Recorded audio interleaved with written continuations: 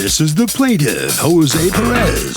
He says he rented an apartment in the defendant's building, and there was a fire and his place was ruined. The defendant's a horrible person who's withholding his security deposit, owes him for his ruined belongings, and he's suing for the $3,267.11 he's owed.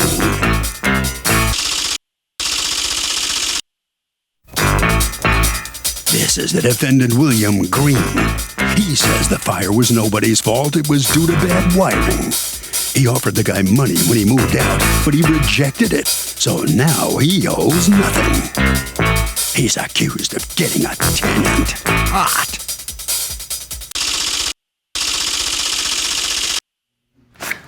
All parties, please raise your right hands. Welcome back to the People's Court. Next case in the docket. The plaintiff claims his belongings were torched during a horrible fire in the defendant's building, so the defendant owes him big time. Now, the defendant saying that the fire was an accident, so he doesn't owe bupkis. It's the case of the tenant who was hot and bothered.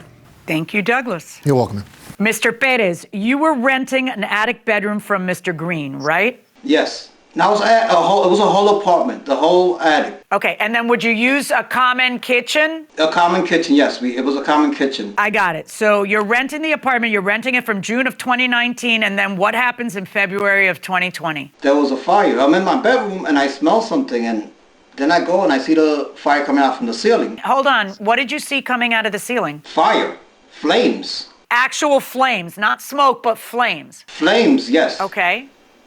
I mean, it's a scary experience. Wow, okay. So I grabbed the extinguisher, it jammed, so I called my housemate from downstairs, he turned it off. So you didn't realize how to use the fire extinguisher, so he came up and he used the fire extinguisher. Right, so I mean, even though it was him that turned out the fire, if it wasn't for me, the house could have burned down. Right. You know, of course I had to move out, so I moved in with my mother. Well, what happened? Did someone call the fire department? I called the fire department. He told me not to, and I said, no, listen, we have to be sure. So yes, the fire was off, but since they wanted to make sure, they chopped down everything. So most of the damage was done by the fire department rather than the fire itself. Right, that often happens. So what did the fire department do? They gutted the whole ceiling to make sure there was no fire in the walls. So it was Mr. uninhabitable. Green, were you there when this was happening? Yes, I was, Judge. And when the fire department came in, when they started tearing the house apart, what did you do? I waited outside in the street and watched my home and hope it didn't burn to the ground, and it didn't. All right, so in an abundance of caution, of course, the fire department is tearing down the ceiling in the attic to make sure there's no more faulty wiring. So there's faulty wiring in your building that you're renting out to him, and as a consequence of that evening and the fire, which thank the good Lord you weren't asleep, Mr. Perez, but thanks to that and the fire department's response to rip stuff out, the place is uninhabitable for him. He moves out because you can't live there, and he wants his security deposit back. And can you explain to me why it is that you wouldn't give him back his security deposit and a refund for the rest of February that he didn't get to use? We had an oral contract, and that contract, it consisted of an agreement, and it included, of course, consideration, him paying me security and myself providing him a place to live.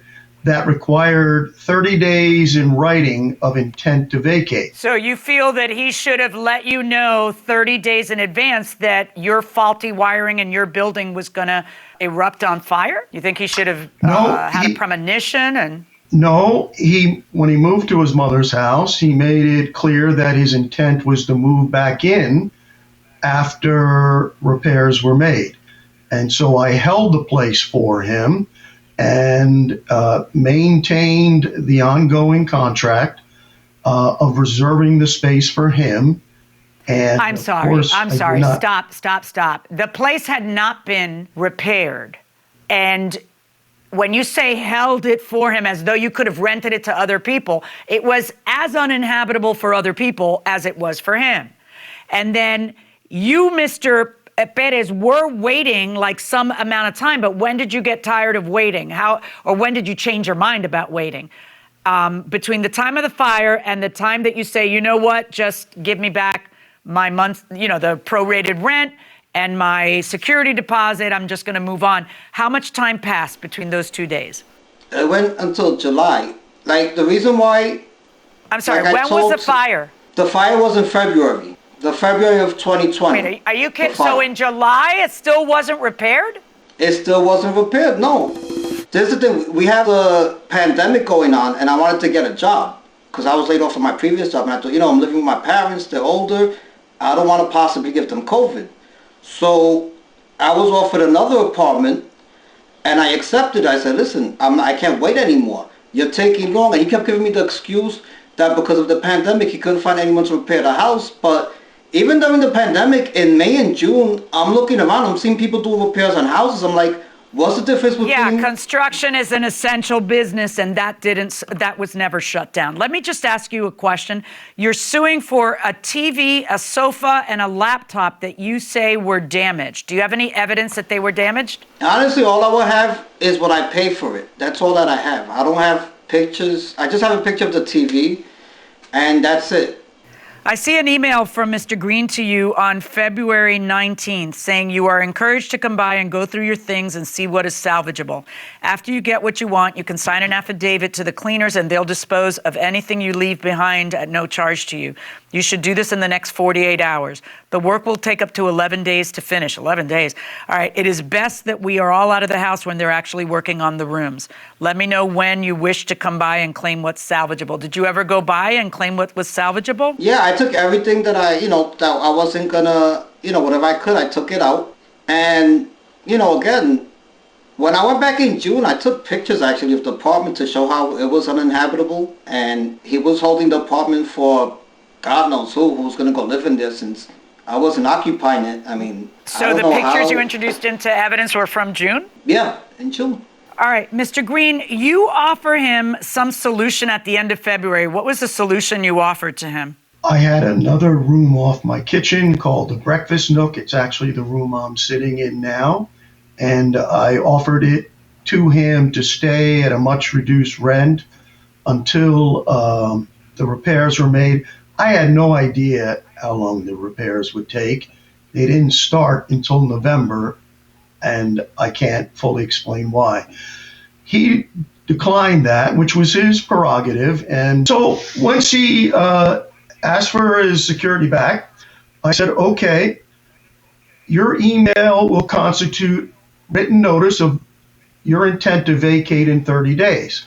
So rather than wait the 30 days... Mr. Green, vacate from where? His mother's house? Mr. Green, no. Vacate from where? There was a fire and he couldn't stay there. So where is he vacate? Well, he's got to give you 30 days notice of what? He cannot predict there's going to be a fire. As you so eloquently stated, you had a verbal contract. There is consideration. You will provide a habitable environment and he will pay you rent. The person who breached it is you, because you're the homeowner. I know you didn't set the fire. No one's accusing you of setting the fire, but it's your wiring that was faulty. Now, Mr. Perez, I need to understand from you some evidence as to what was damaged. You don't even have a picture of what was damaged. Did you end up leaving the couch there and leaving the TV there and leaving the why didn't you pick up the laptop when the firemen were walking in there? I mean, you knew they were going in with hoses and stuff. Like, I'm kind of lost here. Explain that to me. No, I mean, when I left the fire, I ran outside. Like, I didn't think of bringing anything with me. Right. Okay. So did you ever go in and take the couch? No. Did you ever go in and take, like, the TV? No. And what about the laptop? The laptop, that was thrown away. Do you have any evidence of having asked him to reimburse you for those things? No, because you know what it was? He told me that he offered to dry clean one of my outfits. And I found that to be an insult. Like, dry clean one of my outfits? I could do that myself for $12. I mean, come on. I thought I was entitled to more because I'm in his house, and why is only his stuff is covered but not mine? And another thing is that told me that I'm lucky he didn't evict me. Evict me from where? The burned apartment or my mother's house? I never evicted him. Okay. Why should he have to pay you $295 in storage?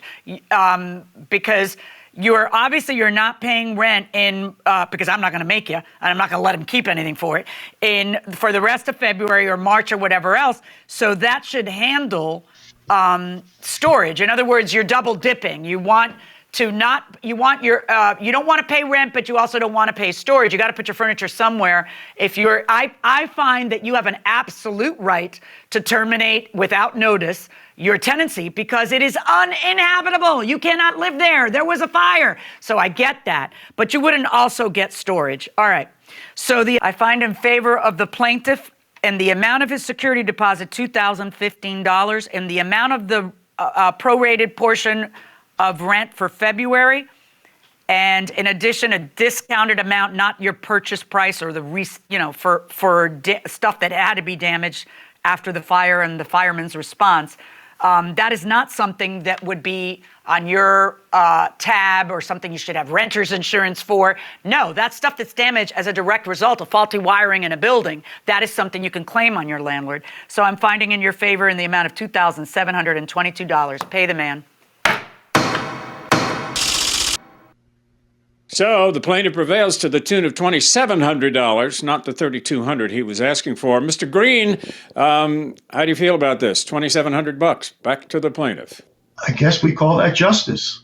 That's what we do. This is in court. That's the judge's decision, and you, sir, are right. That's justice. Mr. Perez, how do you feel about the outcome now? $2,700, I think that was right. You okay with that? I'm definitely happy with it. It's fair. I should have gotten it sooner. It was wrong of him to hold on to, money after such a tragic event where I suffered losses, and for him to make excuses to take money and scam basically. I mean, he's a thief. He's exposed on TV as a crook that would take from a person who just suffered a tragedy, and it's a shame that he's like that. I wish him no harm as he wishes me none, but I wouldn't deal with him again. All righty. Okay. Well, I think we all understand. All right, that'll conclude this case. Harvey, what do you think? Okay, Doug, so you have a situation here where this was an electrical fire due to faulty wiring, and wiring is the responsibility of the landlord. And that's why the landlord's on the hook here. Now, if this were just a true accident, or say another tenant started a fire accidentally, under normal circumstances, the landlord would not be responsible if it's an accident or caused by someone else in the building. Hey, judges. Do you have people take their shoes off when they enter your house? Thanks. Jill. We don't. One of our daughters does, you know that, right? Christy doesn't allow anybody to enter her apartment without taking their shoes off at the front. She's probably the biggest germaphobe. She isn't? Yeah. But this is a topic you and I have talked about for years, about, hey, maybe it'd be a good idea to just take your shoes off before you come in the house. And I was looking online the other day. There's a lot of bacteria that are on the bottom of people's shoes. There's a study from the University of Arizona found 421,000 bacteria on the sole of a typical shoe, which sounds horrible until you consider that there are trillions of bacteria on your body already, right? Some of which can probably kill you at any given time. But so I don't know what we're really going to accomplish with it. And I look at our house here in Florida and I think, lots of people go barefoot without socks in Florida. They're wearing sandals, they wear shoes with no socks. So if they take them off, they're gonna be walking into your house barefoot. So is that something you prefer? I don't know. I don't know, and then. Christy does it because she doesn't want she doesn't want to have to clean her floors constantly. Right. It's not really because well, that's sensible. But the other thing is, even if you and I and anybody else who lives here adheres to it, the darn dog comes and goes barefoot all the time and does her business outside and comes back in. So it's not like we're going to get control over her. No. Maybe put little doggy booties. And I would never. No, we want her booties off. I would never want. If I changed a habit, it would be you and I changing the habit. Right. I wouldn't tell people take your shoes off, when they come to my house, because I think most of my friends would say, I'm not coming to your house. Right.